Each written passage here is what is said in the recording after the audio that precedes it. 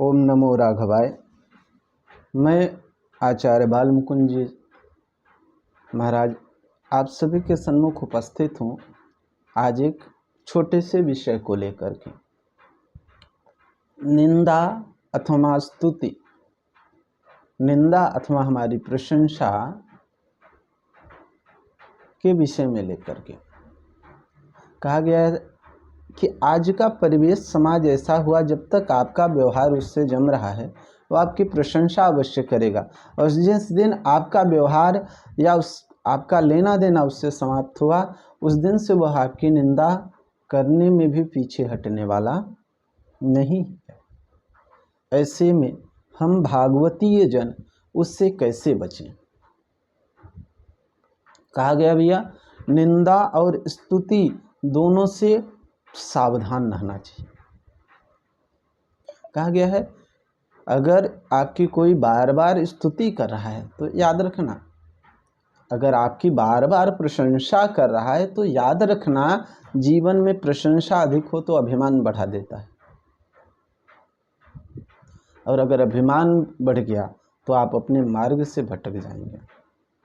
आप किसी भी मार्ग पे हों, आप अपने मार्ग से विचलित हो जाएंगे, अपने लक्ष्य को कभी भी साध्य नहीं कर पाएंगे। और निंदा, अगर कहीं भी निंदा हो रही है तो आपको वहां से तत्क्षण हट जाना चाहिए। आपकी निंदा हो तो आपको बहुत प्रसन्न होना चाहिए। एक प्रसंग, एक कथा सुनाते हैं, किस पुराण से है इस समय तो मुझे ज्ञात नहीं हो रहा है, विस्मृति हो गई है, लेकिन कथा मुझे याद है। एक बार की बात है, एक राजा थे। राजा भगवत प्रेमी थे, सज्जन व्यक्ति थे। एक बार उन्होंने विचार किया कि मुझे ब्राह्मणों को भोजन कराना चाहिए। 100 ब्राह्मणों को भोजन कराने का विचार किया उन्होंने, और ब्राह्मणों के लिए सुंदर खीर का प्रबंध किया, खीर बनवाई। और तभी वहाँ पर व्याकुल नाग जो था उस खीर में आकर के मुंह डाल दिया। प्यास से व्याकुल नाग जब उस खीर में अपना मुंह डाला तो वह जो खीर थी विषाक्त हो गई। ब्राह्मण भोजन करने के बाद 100 के 100 ब्राह्मणों की मृत्यु हो जाती। राजा बड़े दुखी हुए। दुखी होकर के राजा ने गुरुदेव के पास जाने का विचार किया, और जब राजा अपने गुरुदेव के पास जा रहे थे तभी उनके नगर के बैठे लोगों ने कहा, देखिए ये कितना बड़ा पापी व्यक्ति है, इसने ब्राह्मणों को भोजन में खीर में जहर डाल करके उनकी हत्या कर दी, ये ब्रह्म हत्यारा है। राजा बड़े दुखी मन से गुरुदेव के पास जाते हैं और प्रणाम करके कहते हैं, गुरुदेव इस में से महापाप हो गया। गुरुदेव ने कहा कि आपसे कोई पाप नहीं हुआ, आप निष्पाप हो गया। बोले क्यों? बोले कि चित्रगुप्त जी बड़े ही विचार में थे, बड़े ही चिंता में थे कि यह जो अनजाने में पाप हो गया है वह किसके खाते में लिखें। उस राजा के जो अज्ञानवश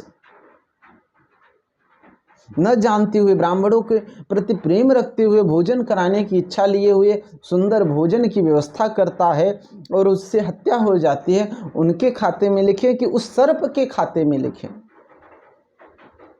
जो सर्प प्यास से व्याकुल होकर के उस खीर के अंदर अपना मुंह डाल देता है। तभी इन जो निंदक बैठे हैं इन्होंने आपकी निंदा करना शुरू किया, तो चित्रगुप्त जी ने थोड़े थोड़े पाप उन सब के खाते में डाल दिए। तो अगर आपकी निंदा कभी हो रही है तो आपको प्रसन्न होना चाहिए। प्रसन्न इसलिए होना चाहिए कि शास्त्र कहता है अगर निंदा आपकी हो रही है तो आपसे अगर अपराध हुआ भी है वो, तो व्यक्ति उस अपराध का सहभागी हो गया, वह आपका प्रारब्ध अपने सर पे ले लिया। गीता, श्रीमद् भागवत गीता जी के 16वें अध्याय में कहते हैं, 16वें अध्याय के 4थे श्लोक में कह रहे हैं, दंभो दर्पोभिमानस्य क्रोधः पारुष्यमेव च अज्ञानं चाभिजातस्य पार्थं संपदमासुरीम। अर्थात दंभो कहा गया, दंभो दर्पोभिमानस्य, दंभ घमंड, अभिमान तथा क्रोध, क्रोधः पारुष्यमेव च, क्रोध और कठोरता, अज्ञान, ये आसुरी लक्षण हैं। जब आप सन्मार्ग पे होगे, अच्छे मार्ग पे होगे, तो मैं आपको गारंटी देता हूं कि आपकी निंदा करने वाले जरूर उत्पन्न होंगे।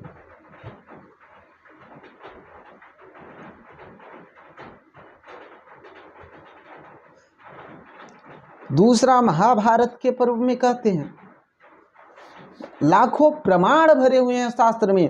महाभारत के अनुशासन पर्व के अध्याय नंबर 110 के अंतर्गत वर्णन है, न्यान्यत पथ्यतरम किंचन निंदाया परमं भयम।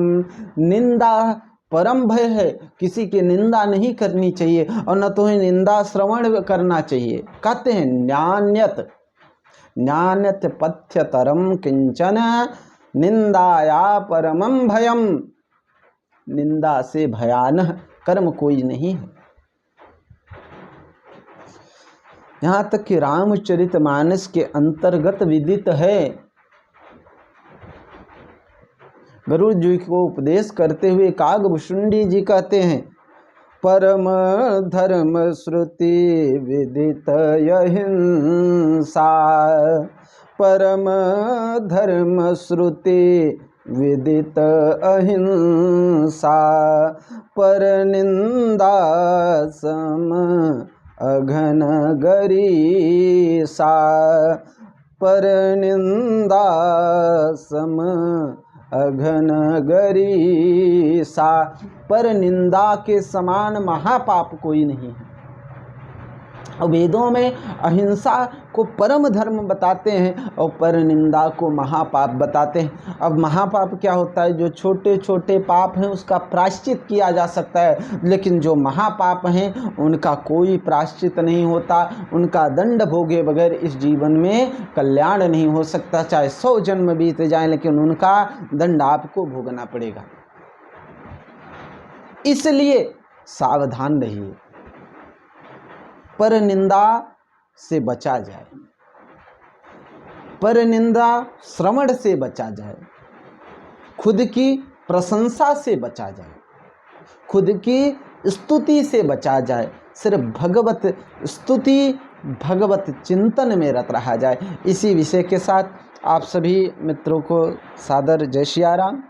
और अगर आपके मन में भी कोई ऐसे प्रश्न हो कि इन विषयों के शास्त्रीय प्रमाण के साथ कुछ बताया जाए तो आप हमें कमेंट के माध्यम से अवश्य ही अवगत कराएं। कोशिश करेंगे अल्प ज्ञान के साथ आपके सन्मुख जो कुछ भी बन पड़ेगा अवश्य ही हम उसे बताने की चेष्टा करेंगे। सभी को जय श्री राम।